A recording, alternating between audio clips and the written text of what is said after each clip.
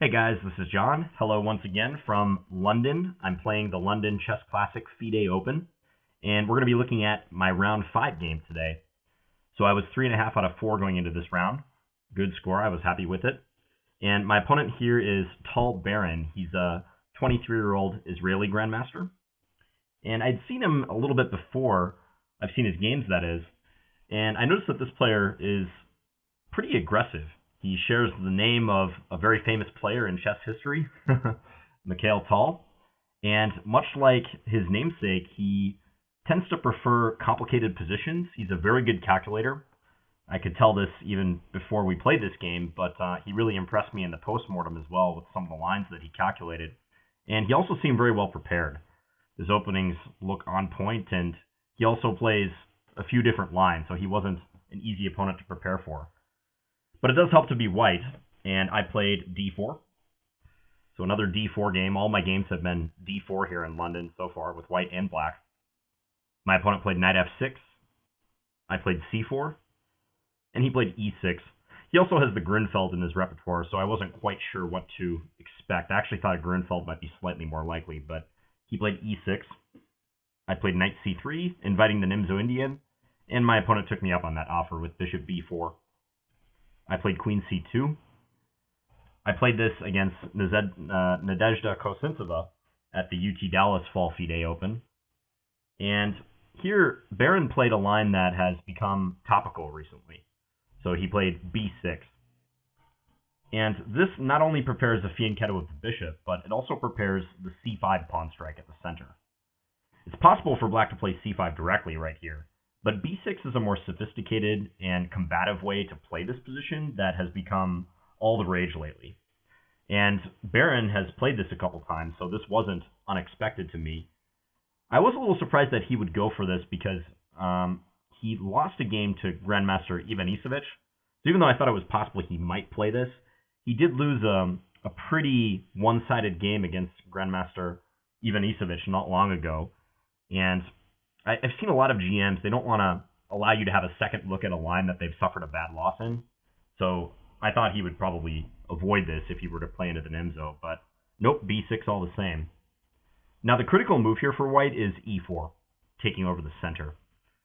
White could play something like a3 and try to play in traditional Nimzo Indian style, but black is offering you the center, and I believe white should take it with e4. So that's what I did.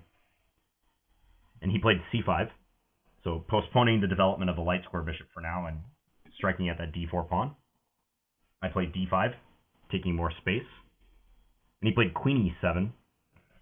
So this introduces some ideas down the e-file, and I should probably cover the e-file since black may capture here next move, and it'd be very nice to be able to take with the e-pawn.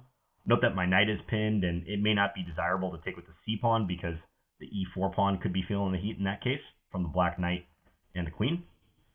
So two main moves get played here, bishop e2 and knight ge2. And I decided to play knight ge2, which was also Ivan Isevich's choice against Baron. There's been some games with bishop e2 as well, but Baron actually told me after the game that he thinks this move is pretty harmless, and he believes that knight ge2 is the only critical try. So that was a nice validation of my preparation. And here black took on d5. I recaptured with the e-pawn as planned. And here he deviated from his previous game by playing b6. So against Ivan Isevich, he played b5 here. Kind of a weird-looking move. And after bishop d2, not even taking the pawn, b takes c4 castles, white got a pretty big initiative. You can already see that white is significantly ahead in development. So I think the way that Baron played it this time around makes more sense. Just play d6, and this stops white from ever playing d6 as well, and black may develop the bishop not even on this diagonal anymore. It's very possible the bishop could come out here or here someday. So I was on my own at this point on move 9, and you always hope that your preparation will allow you to play a lot of like quote-unquote free moves that you don't have to think about, but already before move 10 I'm having to think here. And I decided to go with bishop f4, which turns out to be a novelty.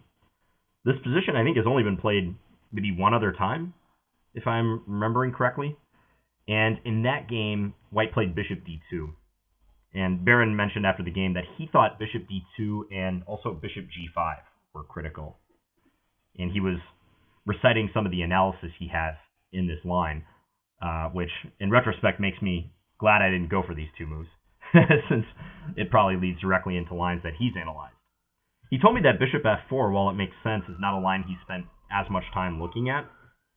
I just wasn't sure exactly what to do with the bishop. One problem I saw here is that if I play bishop d2, as was played in the previous game in this line, let's say black were to castle. If I want to castle queenside, and thereby get my king to safety and also escape the pin on the knight, I thought knight g4 could be awkward. And he's hitting the pawn on f2, and I don't know if I want to play bishop e1 to defend it. I might have to here, because I can't really push it and just allow his knight to come in and fork my two rooks. So bishop f4 was motivated by, first of all, the plan to just hit the d6 pawn and tie his queen down, but also I thought it would give me a few more options.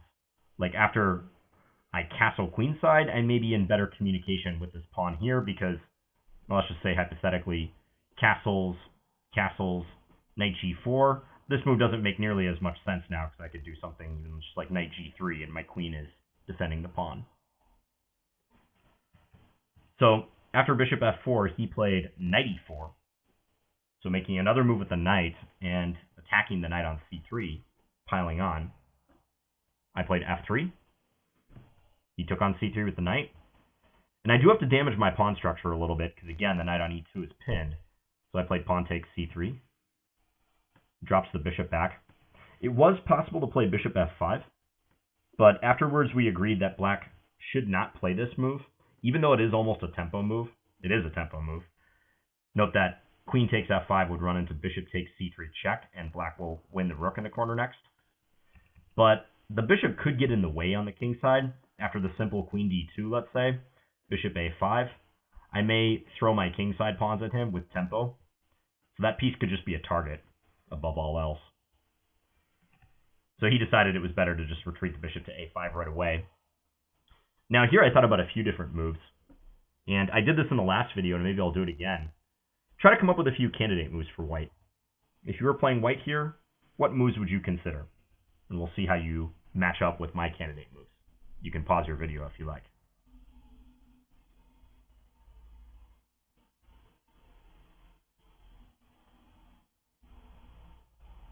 Okay, so we've already established that this knight on e2 is pinned, and it's hard to see how white's going to develop their position without escaping that pin.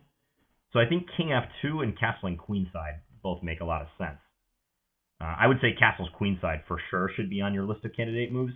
King f2 looks a little funkier, but it does make sense as well. King f2 could prepare a quick rook e1. Also with king f2, I had in mind the possible route of the knight to b3 to attack that bishop on a5. I thought that could be a nice positional plan, maybe in conjunction with rook e1 as well. Or even attacking on the king side. We could, let's say black were to castle, maybe white would initiate a pawn storm. I know that seems risky with the king here, but I could envision this happening. So I think king f2 and castles queenside are definite plans, and I also considered queen e4 pretty seriously. Since my opponent seemed to be better prepared in the opening, and he had a time advantage at this point, you do start to think of ways to simplify the position and maybe control the action a little bit better.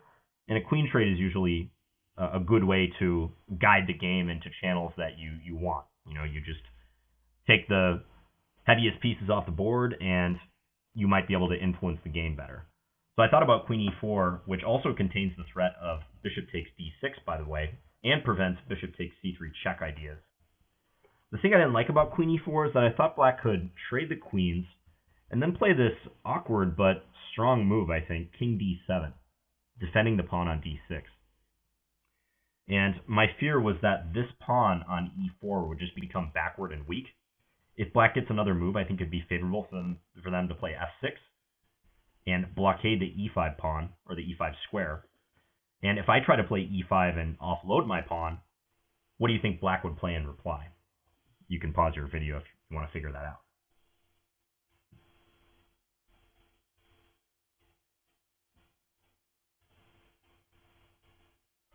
I thought this position might work for white, but black has d takes e5, or sorry, not d takes e5, rook e8.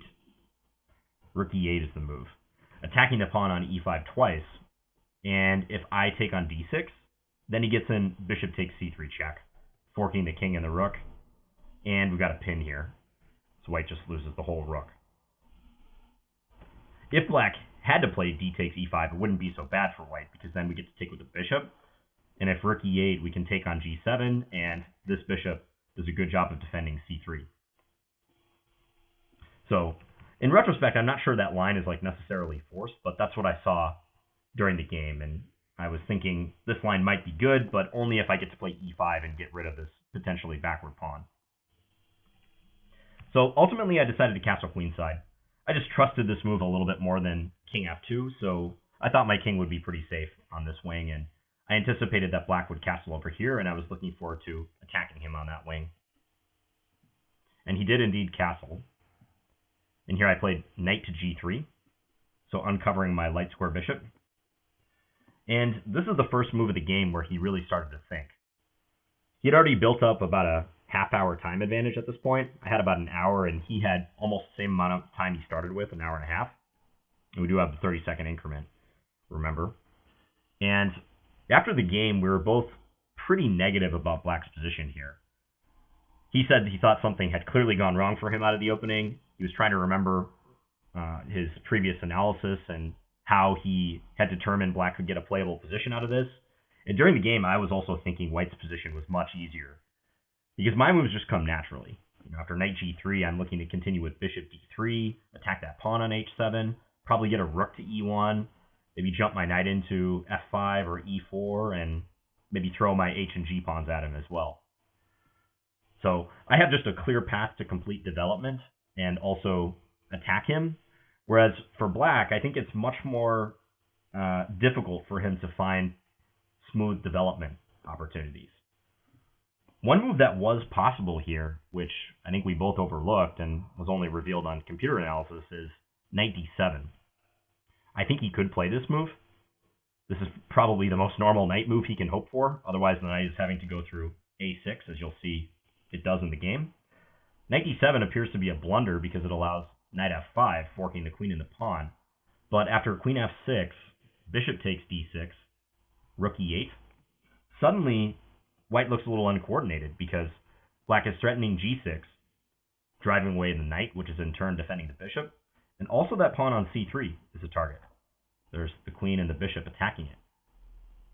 So this is sort of an engine line, and I think the engine was saying that bishop c7 was now the best move, and it was giving rough equality.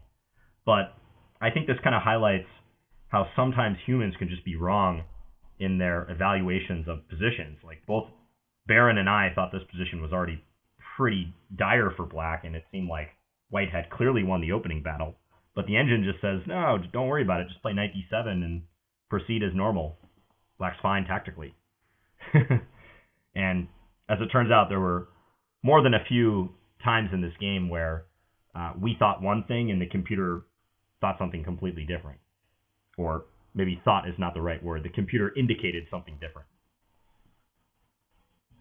I thought he might play, after knight g3, I thought he might play queen h4. This is a nifty move, attacking the bishop on f4. The main point of this is that white cannot reply with bishop takes d6 because of queen h6 check, forking the king and the bishop, and white loses a piece. So I thought he may try queen h4 to try to disrupt my play and do anything he can to ensure that I can't just play bishop d3 and continue on with my plan. As it turns out, he played f5, so trying to block this diagonal.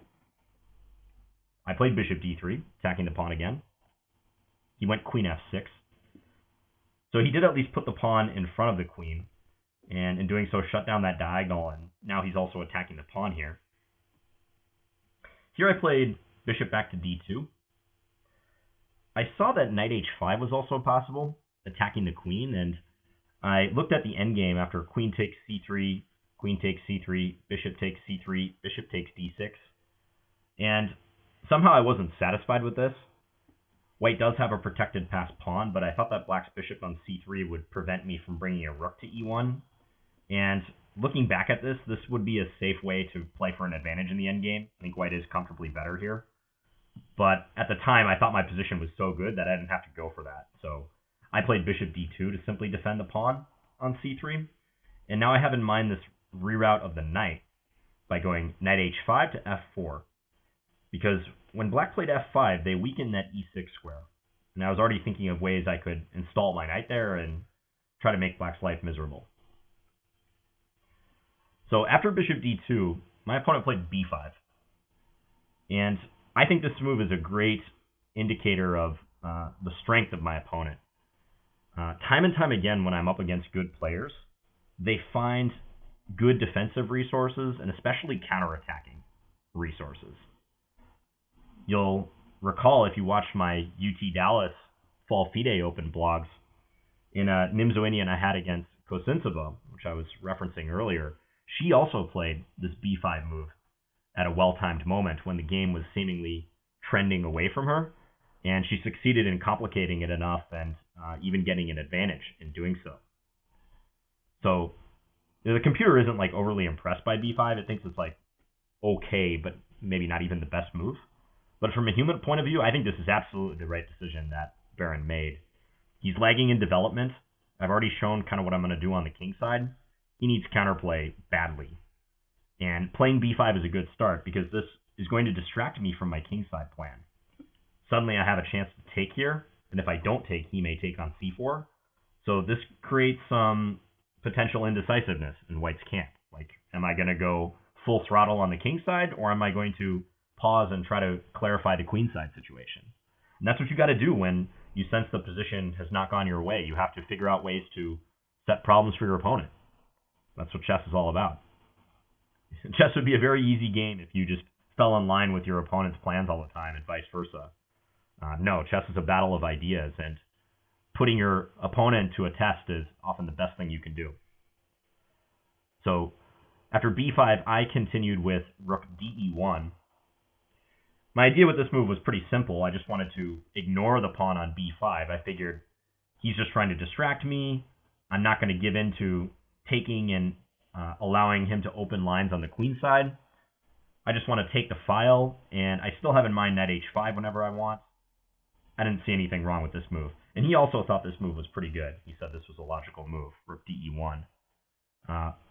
Go figure, the engine after the game said I should just take the pawn.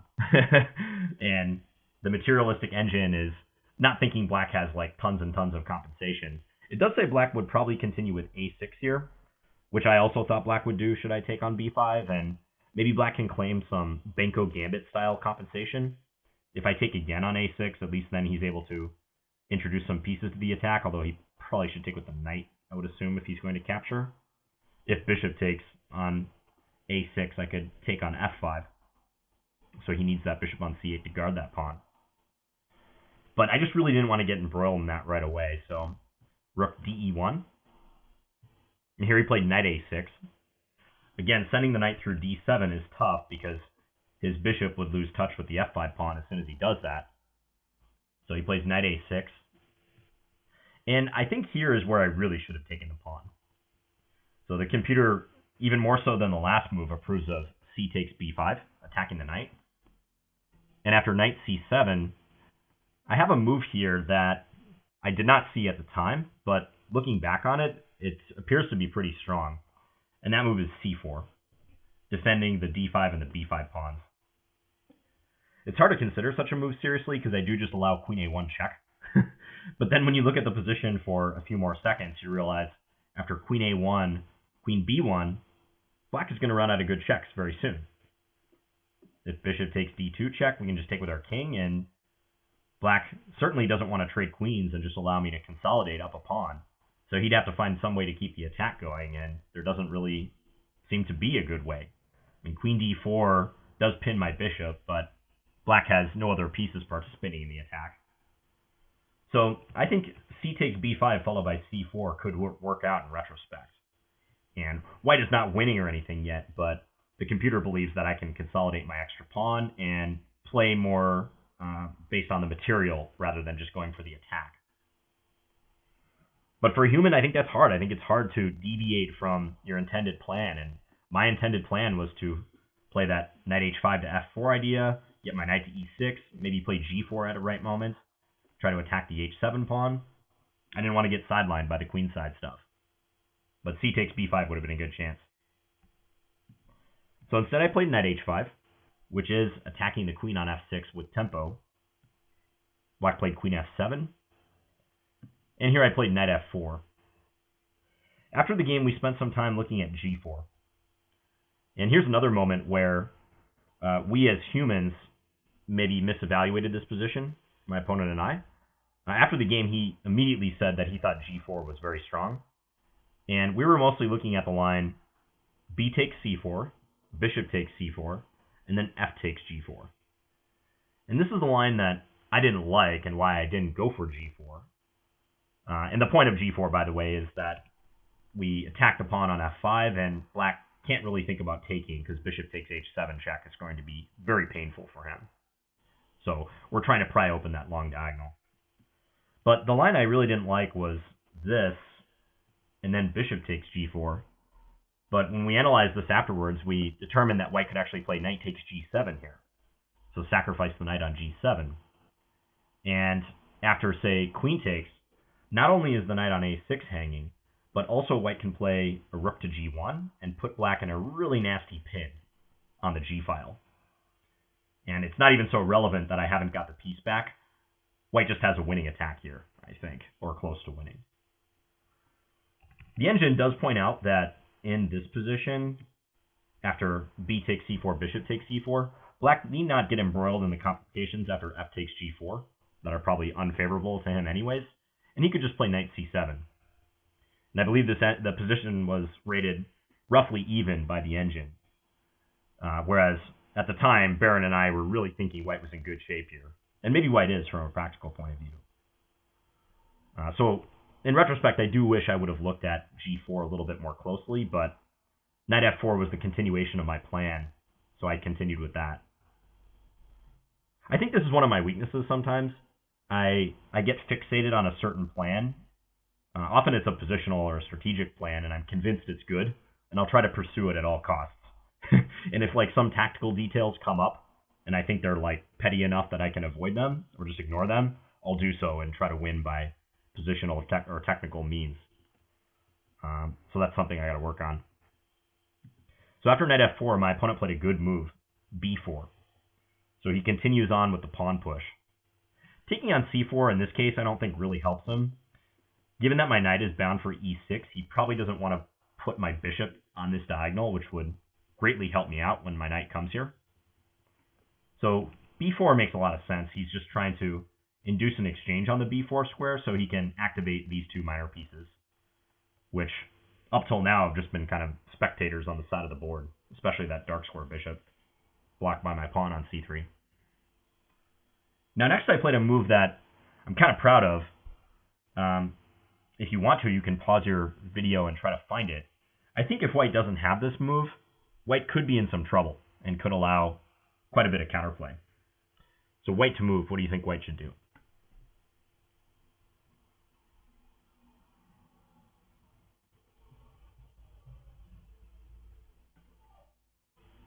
All right, so in pretty much every variation after b4, it's important for white to control this square, the b4 square.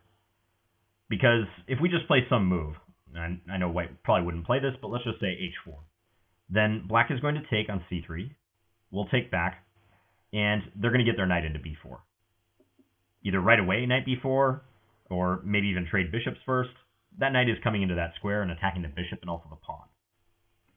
And given that there's tension between these two pawns, and black has the option of taking at their leisure, basically, I got to get another pawn defending this square. So the correct move is a3. Pawn a3. One person on Twitter, I think it was Alex Kochemer, Kochemer from my Lee chess tournaments, if you guys remember him, he said he would never consider this move, or he was extremely impressed by this move, something along those lines. But it's really pretty logical, I think. I mean, the sole idea is I want to control b4. It's very important, and I need another pawn to do that because these two pawns could be exchanged. So now if black were to play b takes c3, we're happy to take with the bishop. Trade, trade. The engine actually thinks this position is about equal, but I prefer white. I think I've restricted this knight. I think this knight's maybe going to have to go back to c7, and I like white's space advantage, my control of the e-file, my potential play on the king side, all of that stuff. The fact that the b-file is open is not too big of a deal. Black's not in a position where they can really use that right now. So I was looking forward to a scenario like this. Should black take the pawn on a3 instead, well, then I can play queen a4, attacking the bishop and also the pawn. And I think this is similarly good for white. So after a3, Baron played rook b8. So he kind of recognized that knight or pawn capture is distinctly favorable for him, so he just brings another piece into the equation. Good move. And I got to be honest, here I started getting a little nervous because we're on move 20. I still need to make 20 moves before time control. And because I thought so long in the opening, if you recall, I had an hour left after maybe 9 or 10 moves, I knew that this position was going to get complicated, and I was probably going to be under time duress. I already was under time duress. I probably had maybe 15 minutes left around here. Maybe a little more than that, 15 to 20, something like that. But definitely no more than that. So I played knight e6, jumping in. I spent a lot of time rerouting this knight. If you recall, it was on g3, it went to h5 and then to f4, and e6 is the culmination of my maneuver. Black took the knight. Now, important decision here. Which way should white take? Should I take on e6 with my pawn or with my rook? If you want to ponder those two options, you can pause your video.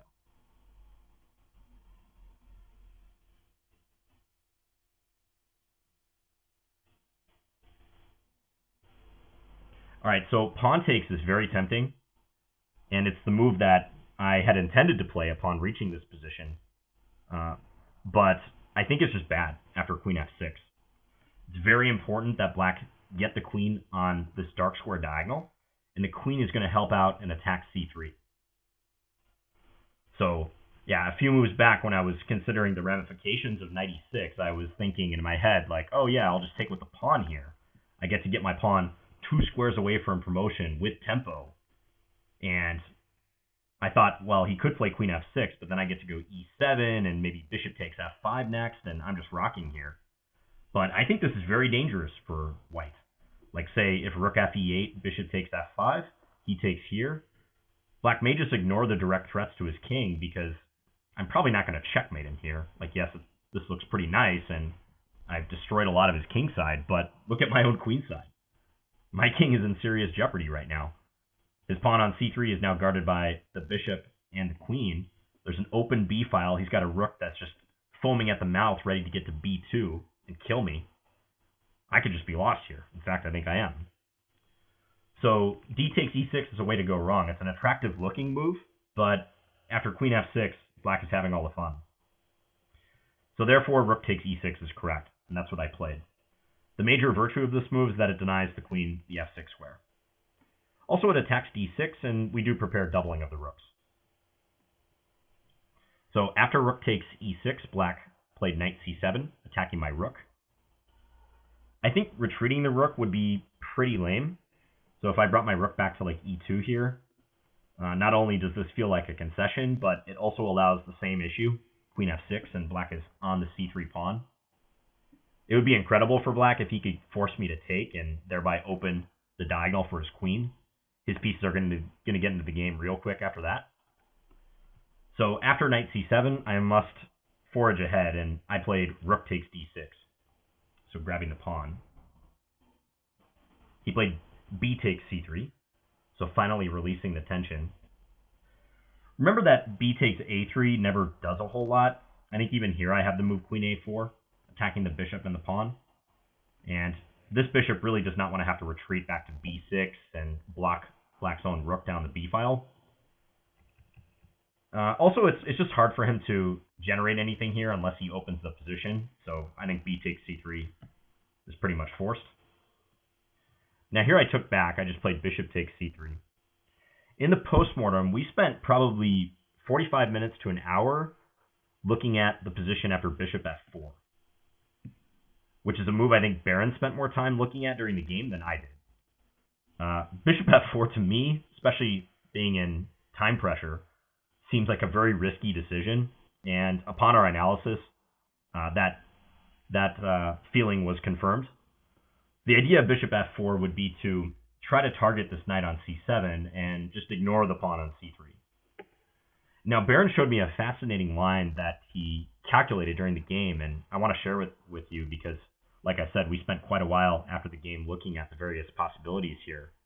So the line that he proposed for both sides after bishop f4 would be queen to e8, and now rook c6, and then rook into b2, attacking the queen. The pawn on c3 is defended, so I have to flee with my queen to a4. And now they move bishop b6. And I won't say much about this position. All I'll say is that it's a fascinating one to analyze. And if you're looking to improve your calculation a little bit, this is a position you could use. Just a product of something that didn't happen in the game. But basically, white is somewhat paralyzed here. Note that I can't take on c7 with my rook ever because the queen on a4 would be hanging. So I can't just like automatically play bishop takes c7. In fact, if this bishop moves from this c1, h6 diagonal, so say bishop takes c7, I'm losing on the spot to queen e3 check, king d1, and queen d2 mate. So it's sort of a weird, like Zugzwang-like position, to be honest. We found some pretty cool ideas for both sides from here. But if you want to investigate this position on your own, by all means, feel free to do so. And after bishop f4, the point of queen e8 is to eye that e3 square, also deny white the use of this, and anticipate queen a4 as well, because queen a4 is a good defensive move for white in a lot of positions. But I was not thrilled to go into an unclear position like that with my time ticking down, so I just recaptured on c3. I played the same move. And my opponent took on c3. I took the queen. So for the moment, white is up a pawn, because I did win that d6 pawn. But surprisingly, because you wouldn't think so based on the trend of this game, but black has much the safer king now. My king is a clear target. He's got the open b file, and now that some pieces have been exchanged, I think this open b file is much more meaningful than it was in earlier lines. Also, my rook on d6 is a target, and you'll see that after black's next move, queen e7, he's threatening the rook and also threatening this tender e3 square. Now, fortunately for me, I had calculated what would happen from here, so queen e7 was not a surprise. I have to play rook c6, so stabilizing my rook, attacking c7 and also c5.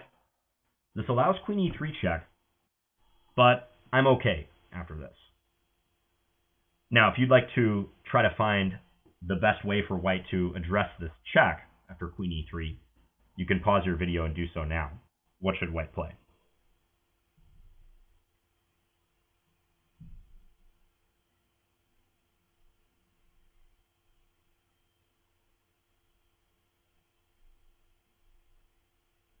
All right, so it's absolutely critical that white find this next move because all other moves are just bad and losing. So we have king c2, king d1, and queen d2.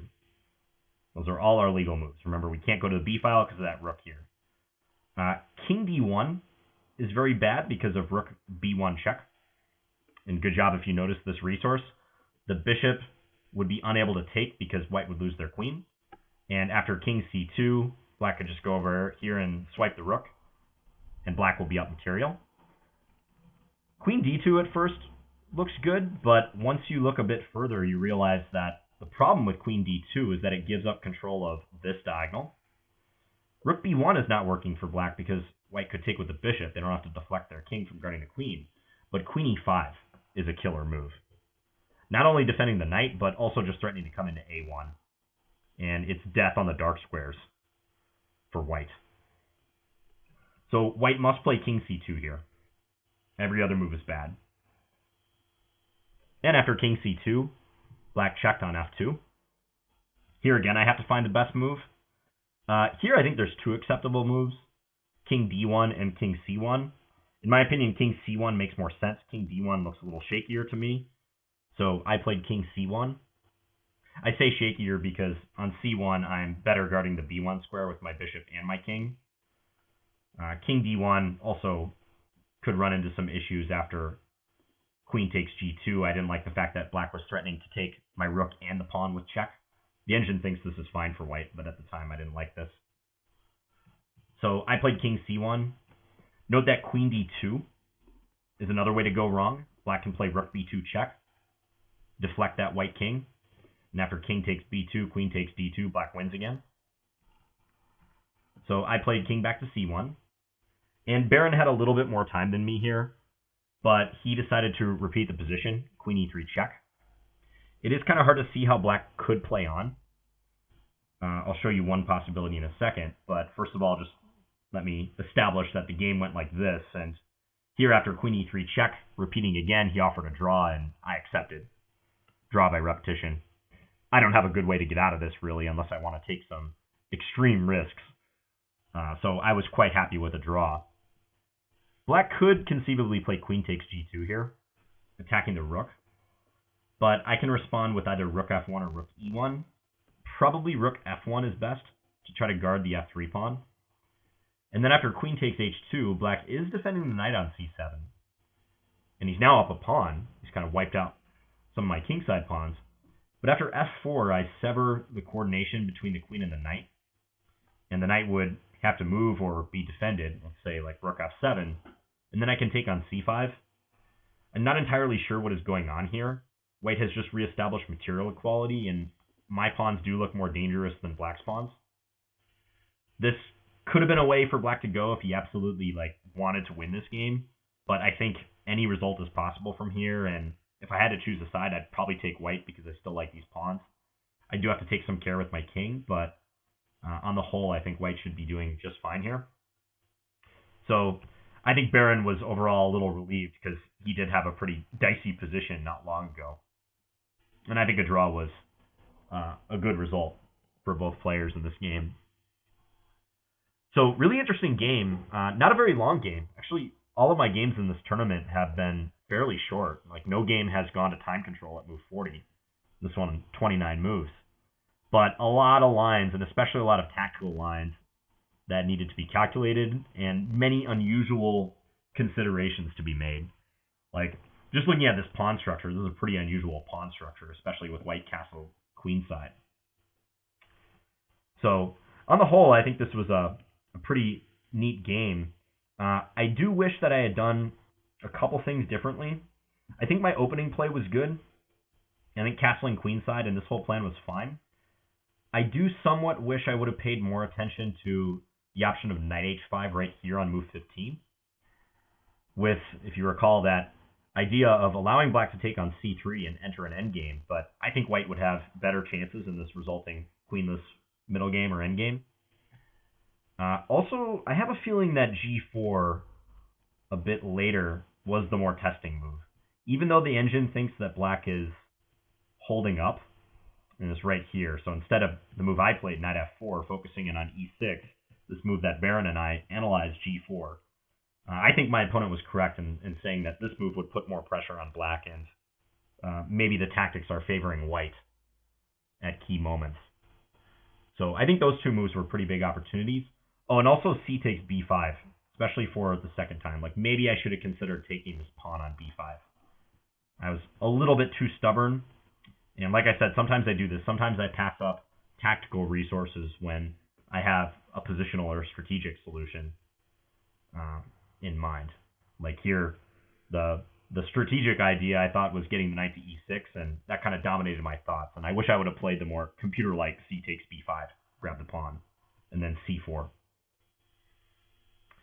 So, all right. Hope you guys enjoyed this game. So I am on 4 out of 5 after this one. And I'll be back again soon with more analysis from here in London. Thanks for watching, guys. Bye.